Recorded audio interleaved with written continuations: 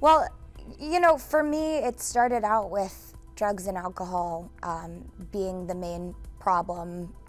Well,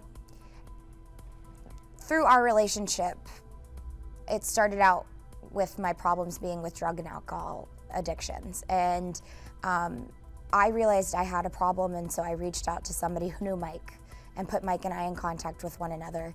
And then for about 6 months, I was, you know, in and out of recovery. And finally, I just reached a point where I kind of hit rock bottom, and I knew I needed help. So I had to come to a point where I realized that I had a serious problem, and admitting it was the hardest part.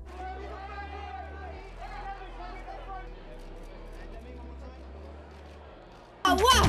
Yeah. The stuff in the school at home. No!